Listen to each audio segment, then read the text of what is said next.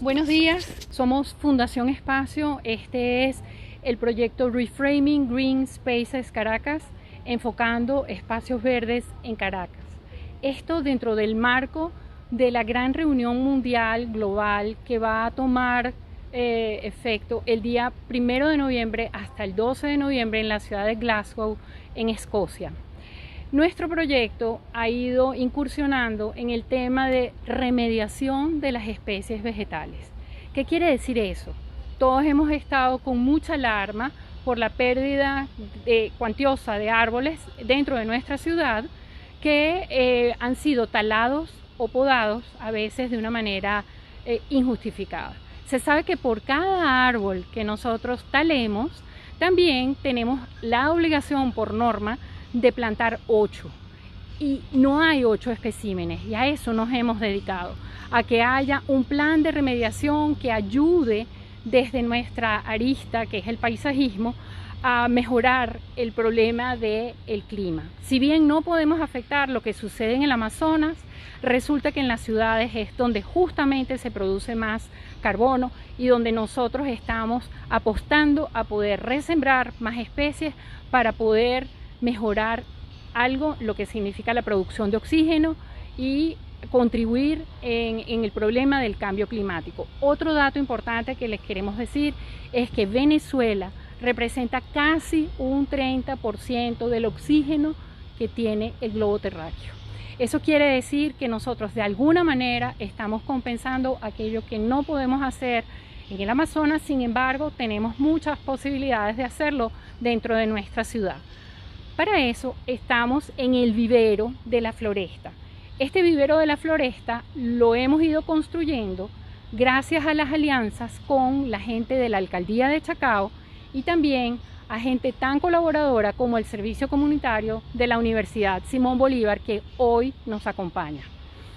También tenemos aliados fieles como el arquitecto y paisajista Juan Manuel Díaz, quien hoy nos hace un recorrido por las especies botánicas que tenemos en el sitio, y vamos a hacer un reconocimiento no solamente de los árboles, sino de sus hojas y de la complejidad que significa cada una de esas especies que a veces desaparecen o los vecinos talan porque les molesta sencillamente. Entonces, para darnos esa explicación, contamos con Juan Manuel, quien primero va a hacer un abordaje a lo que es la bibliografía, en la cual están esos nombres complejos, científicos, que son iguales en todas partes del mundo para las especies vegetales. Y después vamos a ir viendo las hojas disecadas, las hojas frescas, y él nos va a ir explicando en qué consiste cada una de ellas. Damos entonces la bienvenida al arquitecto y paisajista Juan Manuel Díaz. Gracias, Marisabel, ¿cómo estás? Buenos días. Bueno, estamos, como dijo Marisabel, en este espacio que es el vivero de la floresta, y gracias a la Fundación Espacio, al British Council, donde hemos realizado este proyecto que ha sido prácticamente no una ilusión, sino más bien un proyecto hecho realidad, que hoy lo podemos medir incluso en las cantidades de plántulas que hemos rescatado y que vamos a ir donando a medida que se van desarrollando. Para iniciar, yo quisiera arrancar un poco para ponerlos en el lugar con esta imagen de Anton Gehring. Fue un naturalista que hizo muchas exploraciones sobre el Valle de Caracas y en Venezuela, y por eso lleva el pico Gehring su nombre, ¿no? Acá vemos todo lo que es el río Guaire en el sentido del oeste hacia el este, cuando llega a la zona del Paraíso, y luego cruza, y este bosque que vemos acá sería el bosque de los caobos, que en aquel momento el uso era para siembra de cacao, que era lo que se explotaba en esa Venezuela de esa época, ¿no? Luego tenemos a la ciudad de Caracas, y luego tenemos, por supuesto, la cordillera, lo que es el Ávila, ¿no? Entonces vemos que en este paisaje que se representó esta imagen bellísima, se manifiestan las especies que existían y los usos de la tierra, cómo se fue organizando tanto el asentamiento humano como la tierra, ¿no? Donde vemos los cultivos de caña, ¿no? Los cultivos de caña. Luego vemos que los linderos de las haciendas estaban establecidos por el Salix humboldtiana. Es una especie que hoy día no contamos con muy pocas especies en Caracas, que se puedan ver en la ciudad, ¿no? Entonces se utilizaba esa especie como un elemento que marcaba el lindero entre una hacienda y otra, o entre las mismas haciendas, entre un cultivo y otro, ¿no? También tenemos la presencia de los chaguaramos, que forma parte del paisaje de ese momento. Aquí vemos también los yagrumos, una especie que sirve de alimento a las perezas. Luego tenemos también lo que es la caña amarga, que bordeaba las riberas del Guaire, ¿no? Ya en la época de Guzmán Blanco, que es cuando se hace la intervención, aquí vemos el Calvario, del proyecto del Parque del Calvario para la exposición de Caracas, se reforesta el Calvario, que no tenía vegetación, con paraparas y con ceibas, ¿no? El proyecto luego se hizo una intervención con Funda Patrimonio, donde pudimos registrar todo lo que fue las especies que existían en ese momento. Eso fue en el 2002, ¿no? Luego de otras intervenciones que existieron previamente, ¿no? Luego tenemos entonces, bueno, para el estudio de lo que es la dendrología, que es el estudio de los árboles, ¿no? Los dendrólogos son los especialistas que se dedican al estudio de la clasificación de los árboles según las hojas, según sus características, que los definen y lo ubican en una especie determinada con un nombre científico en latín. Esa especie puede tener otros nombres comunes en el mismo país, o en Venezuela, o en otros países. Pero la manera de seleccionar correctamente la especie sería con el nombre en latín. Aquí vemos esta pequeña hoja de una plántula de el flamboyán amarillo del Onyx regia, que está en pequeño desarrollo. Es una plántula que tiene por lo menos 8 centímetros y vemos que es una hoja compuesta, ¿no? Y no espinada, ¿no? Luego tenemos un tipo de hoja que es sencilla, que es la hoja del indio desnudo, también empezando su desarrollo, donde vemos que la composición es sencilla. La característica de la hoja es que es sencilla, ¿no? No tiene más complejidad que su raquis y su geometría, pues, ¿no? Luego vamos a entrar un poco en detalle con las características muy por encima de las hojas, ¿no? Que diferencian, para diferenciar los árboles, ¿no? Entonces aquí tenemos otro libro que es muy importante para abordar el tema cuando no manejamos la dendrología, que no es nuestra intención adentrarnos en esa disciplina, que es muy complicada, o sea que hay que desarrollar esa. Pero este libro de Jaime Tello es muy importante porque él era un poeta y escritor, pero era apasionado por la vegetación, los árboles y la botánica. Entonces describe en este libro de manera sencilla las características que definían sobre todo el valle de Santiago León de Caracas y las especies, tanto en flora como en fauna, que se desarrollaban y se podían encontrar. No sé si este libro lo puedan conseguir en internet, pero es una rareza, pero es muy, muy importante, porque es la manera más directa de abordar el estudio de los árboles, ¿no? Acá vemos cómo se debe organizar las listas botánicas, donde tenemos el nombre que dicen vulgar o común y el nombre científico, ¿no? Por ejemplo, aquí tenemos, si buscamos cualquier otra, el quinchoncho, el Heliocarpum indicum, y luego está el tipo de familia que está asociado, ¿no? Luego, el criterio de organización de las listas botánicas depende del estudio o del proyecto que se va a abordar, pero debe tener un número asociado a la especie, el nombre científico, el nombre común, la familia a que pertenece, y en el caso del estudio que realizamos con los árboles del campus de la ciudad universitaria, establecimos patrones sobre el color, o sea, estudiamos la morfología del color de la floración o de la hoja, y eso nos llevó a producir un plano que en otro momento lo podemos mostrar, donde están los colores de la floración. Luego abordamos este otro libro del hermano Hoyos, Jesús Hoyos, que tiene una larga trayectoria en investigación y en documentación de los árboles en Venezuela desde todos los puntos de vista. Pero en este caso les presento que es el de la flora emblemática, donde podemos ver las características, por ejemplo, de nuestro árbol nacional, que tiene el nombre científico, le fue modificado recientemente. El tabebuya ahora es Androanthus chrysanthus, porque como les decía, los dendrólogos encuentran una característica que luego de ir estudiando más en detalle, los desplaza hacia otra familia o hacia otro nombre científico, ¿no?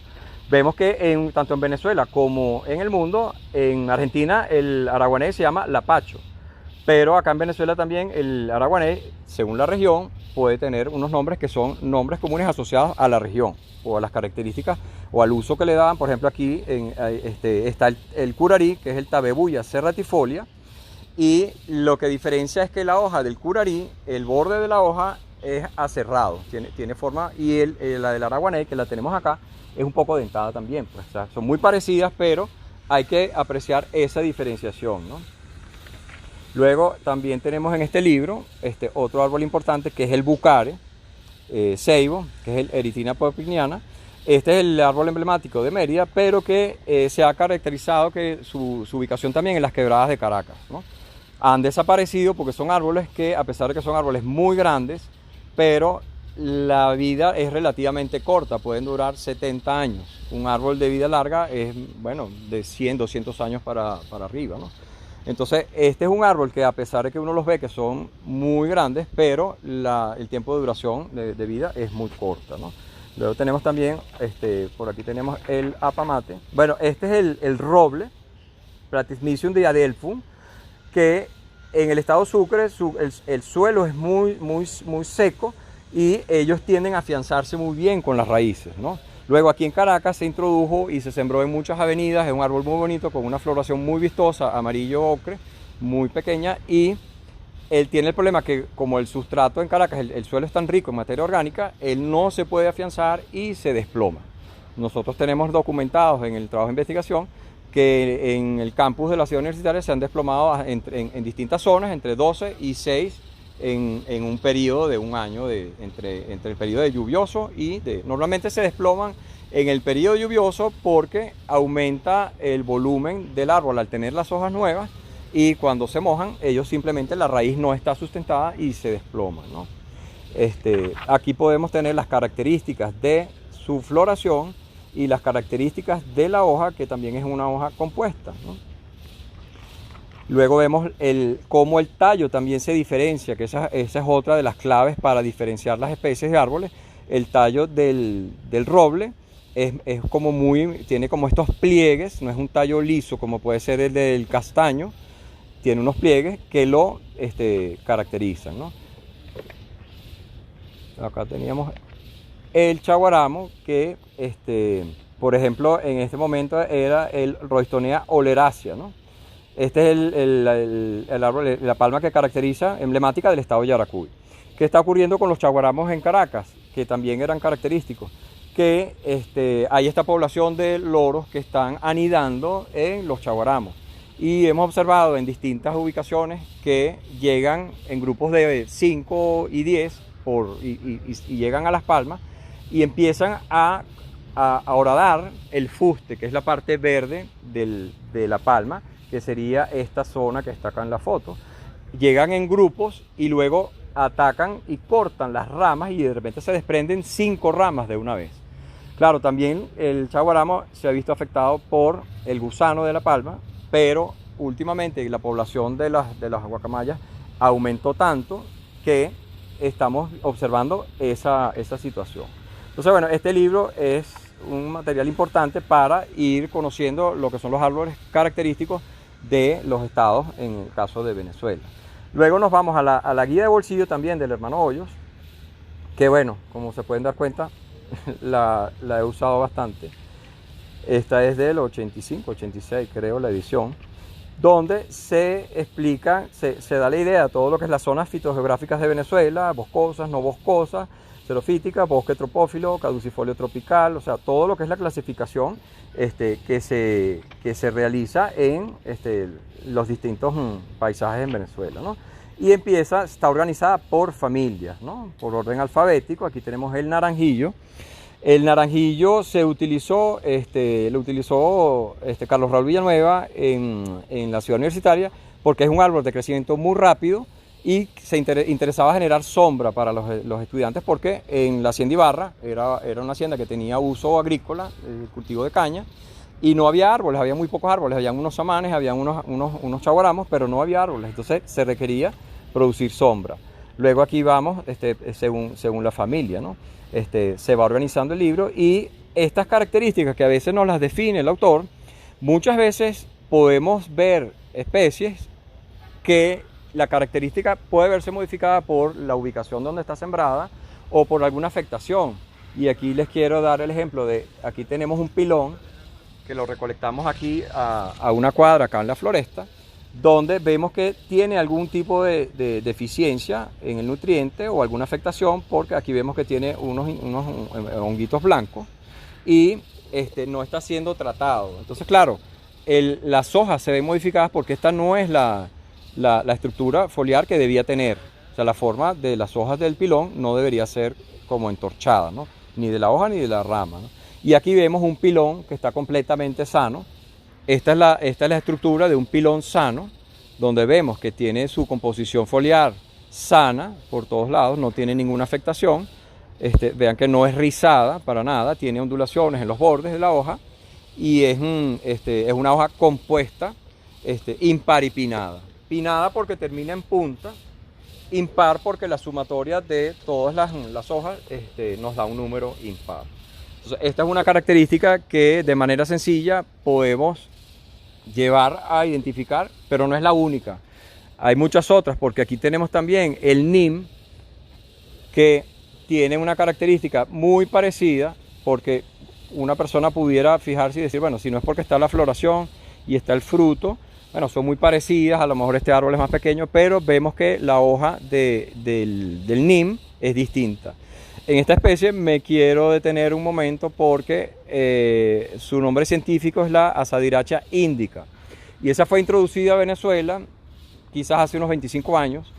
Evidentemente había una teoría, o existe una teoría, que el uso de las hojas procesadas, por supuesto, de manera industrial, se utiliza como repelente. Entonces, bueno, esa recomendación bastó y sobró para que se sembrara indiscriminadamente en las aceras, en los parques, en todos los espacios públicos urbanos y metropolitanos, y no debió haber sido introducida porque no es una especie que pertenece a esta zona tropical, ¿no? Este es de la India.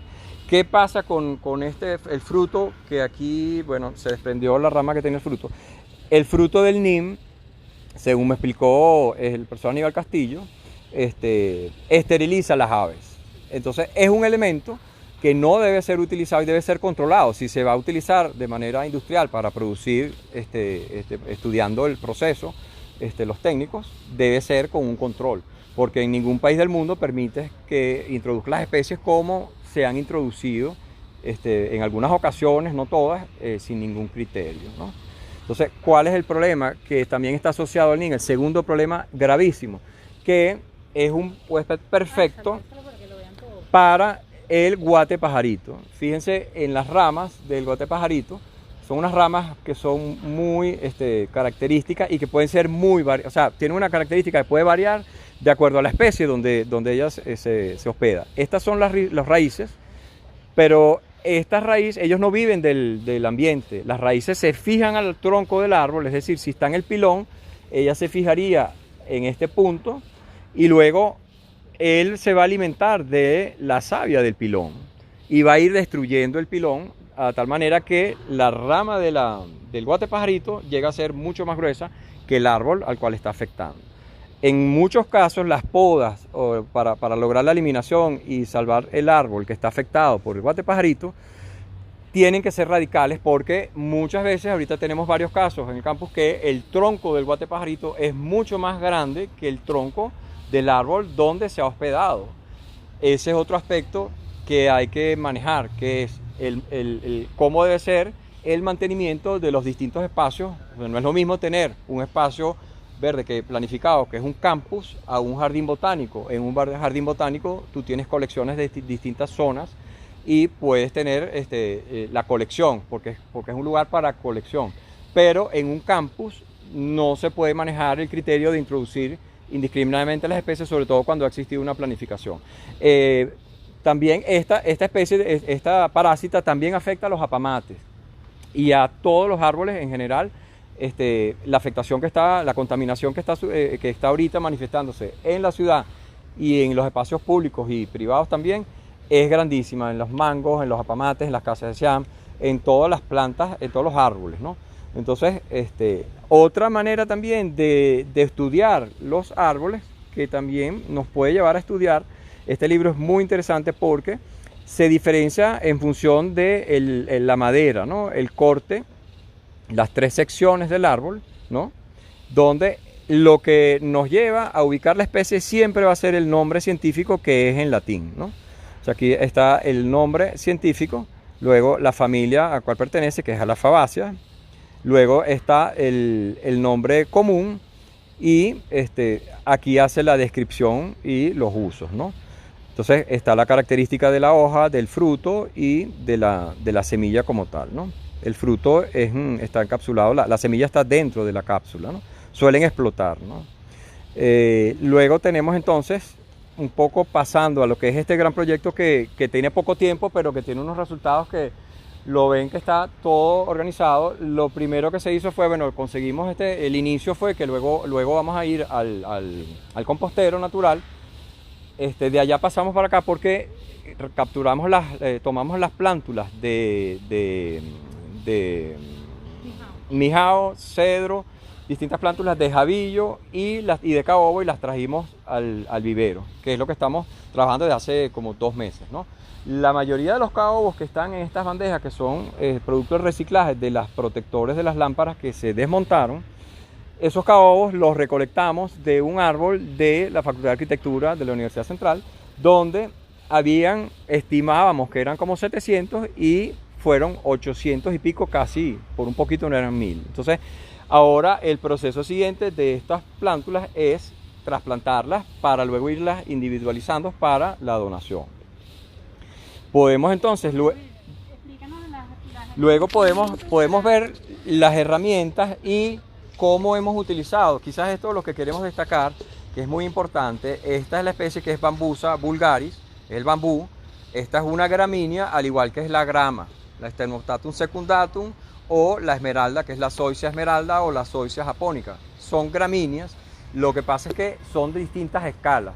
El bambú desarrolló unos tallos muy verticales y la manera de reproducirse del bambú, como no produce frutos y no produce semillas, es a través del tronco.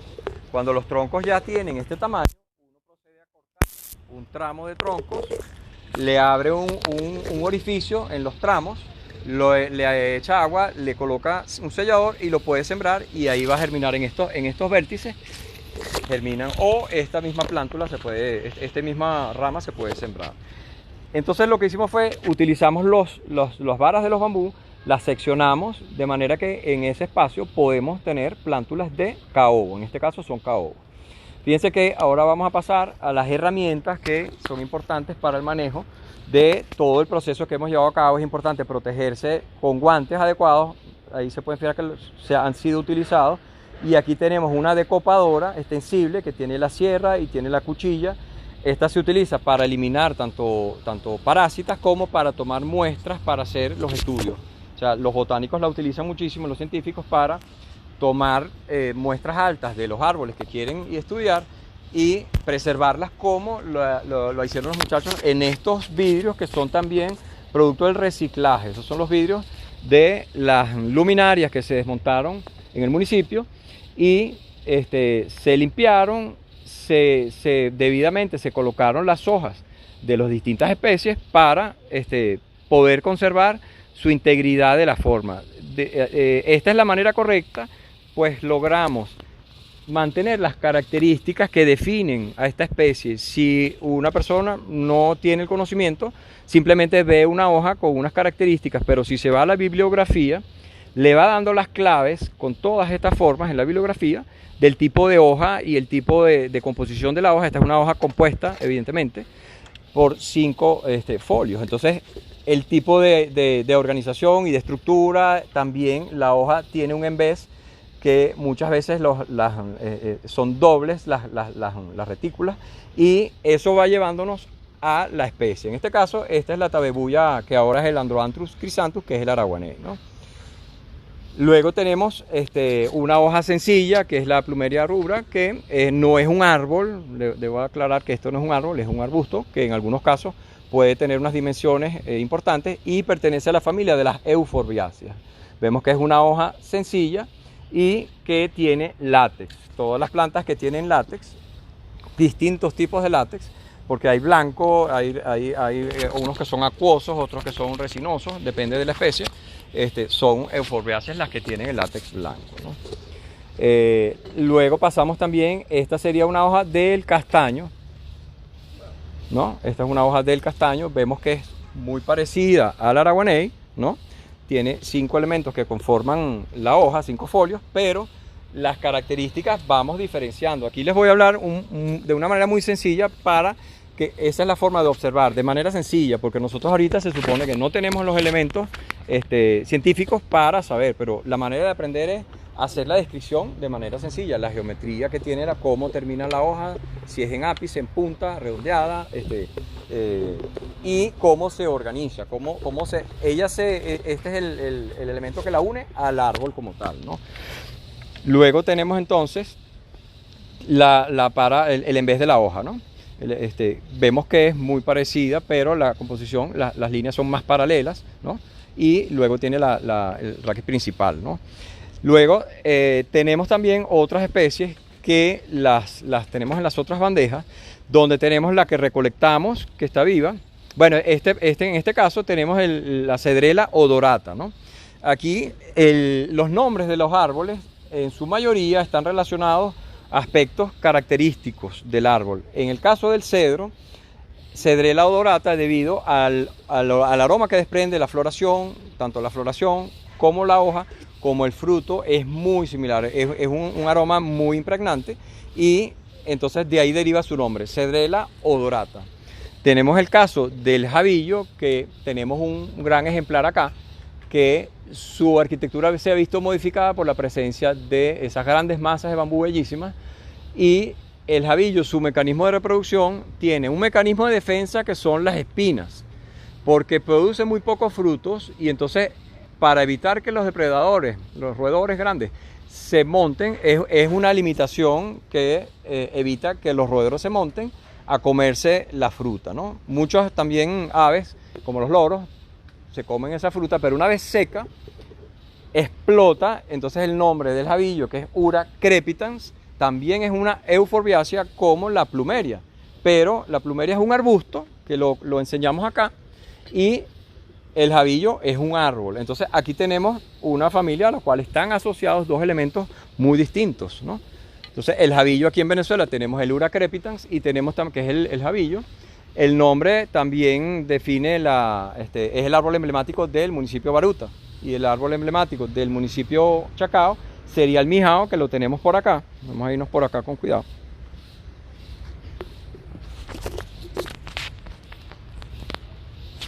Y tenemos la hoja colectada de manera, digamos, como se debe recolectar, con su característica sana. Y luego tenemos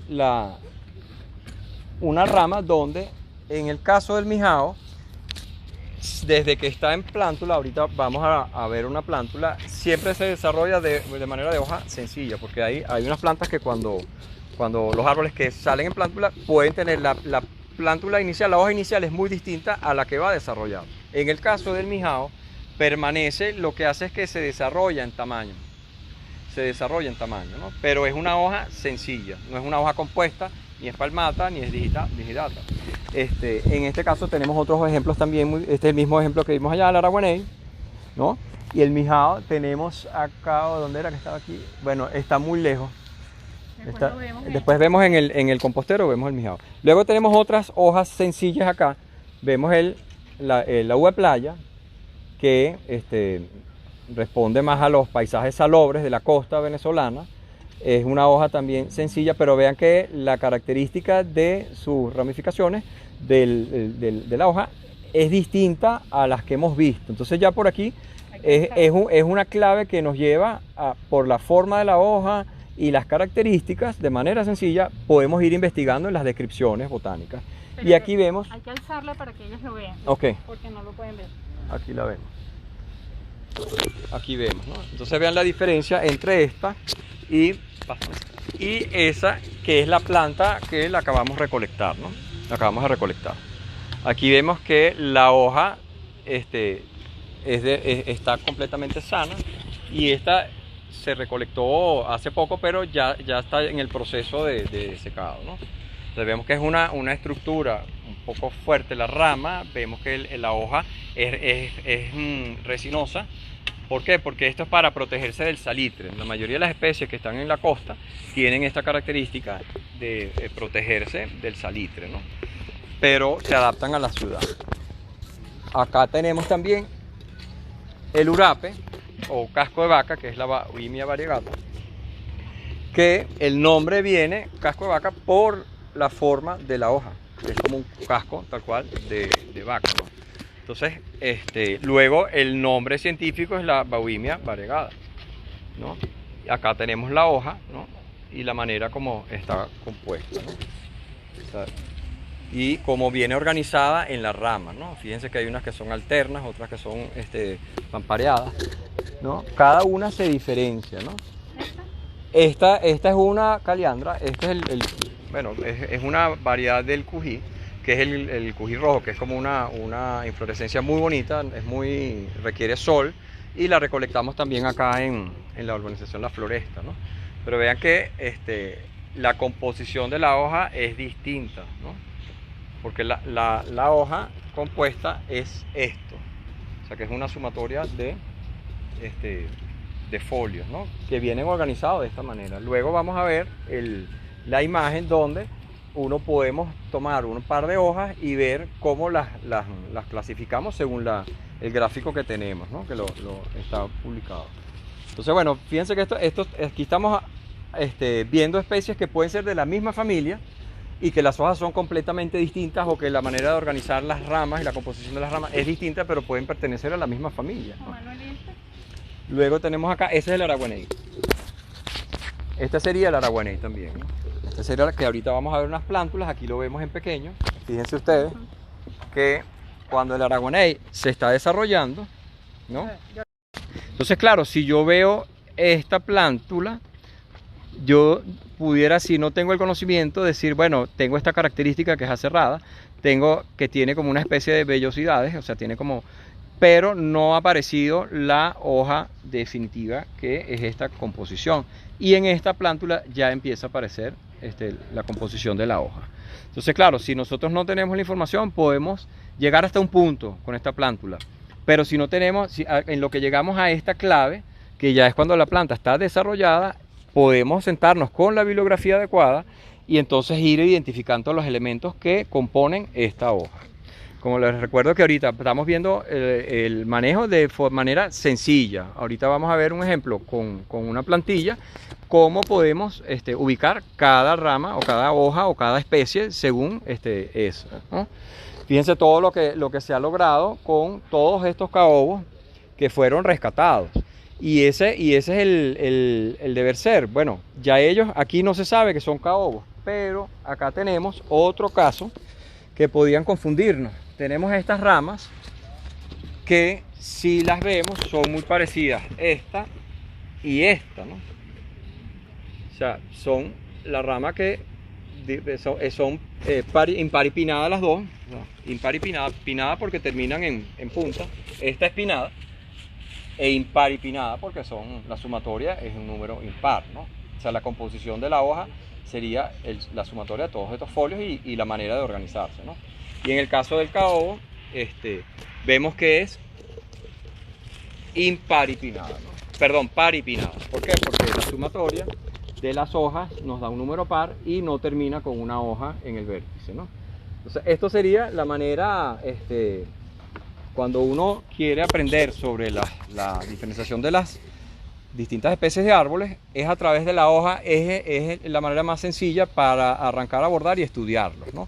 Luego, como les decía, hay otros mecanismos que son los mecanismos de dispersión, los mecanismos de defensa, cuando los árboles son armados, cuando la fruta también puede ser que la dispersión sea porque la semilla es alada, como el caso del caobo.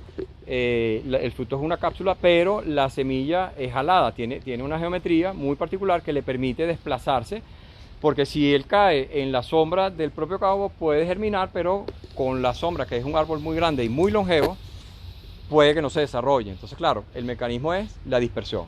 En el caso caobo, en el caso de la ceiba, también se dispersa con el viento, ¿no? vamos a hacer un tiempo para que la gente pueda hacer preguntas. Ok, Y volvemos en 2 minutos. Simplemente vamos a recolectar las preguntas.